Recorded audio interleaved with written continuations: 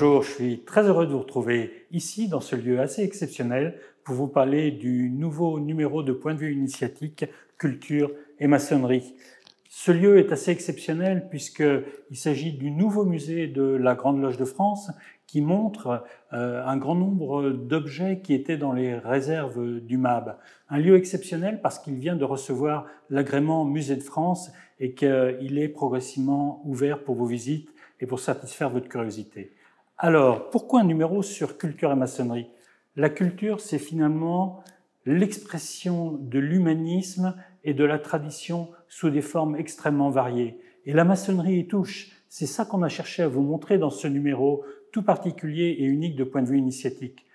Que va-t-il contenir? On va commencer par un article qui va vous expliquer en quoi la vie, l'initiation est une œuvre d'art. Bien sûr, certains sauront qu'on fera référence à Guy Debord. C'est un article de Christophe Bourseillet, tout à fait remarquable. On va avoir un article sur le cinéma par André Huguetto. On va avoir un article sur la bande dessinée, bien entendu, très présente en maçonnerie, par Didier Convard. Et puis ensuite, toute une série de numéros, nos rubriques habituelles d'histoire, d'initiation. On va avoir un article étonnant. Pour la première fois, vous allez avoir un reportage où nous sommes allés visiter un ferronnier d'art. Un ferronnier d'art, et on l'a vu à l'œuvre directement. Cette fois-ci, ce n'était pas un tailleur de pierre, mais vous pourriez voir tous les parallèles entre la taille de la pierre et le travail du métal. C'est vraiment très très fort.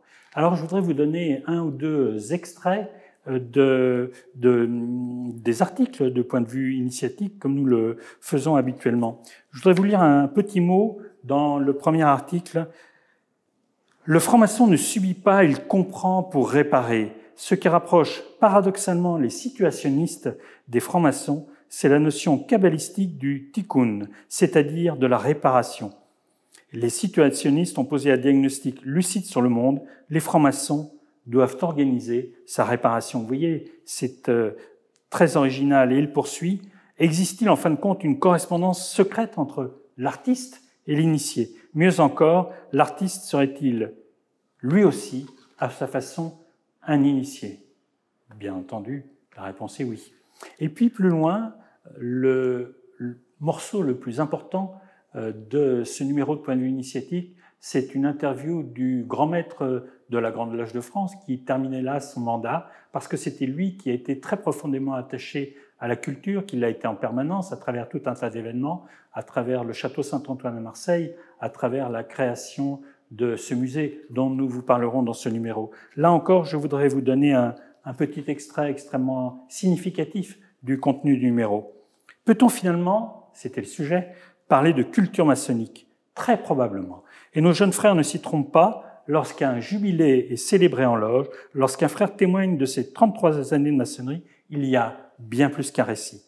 Il y a un souffle, il y a une mémoire vivante, il y a un lignage invisible qui se transmet sans bruit, de cœur à cœur, de conscience en conscience.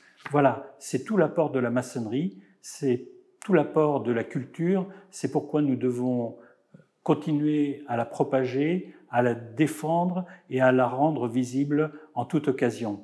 Vous pouvez retrouver Point de vue initiatique et vous abonner dans la boutique de la Grande Loge de France, gldf.org. À très bientôt.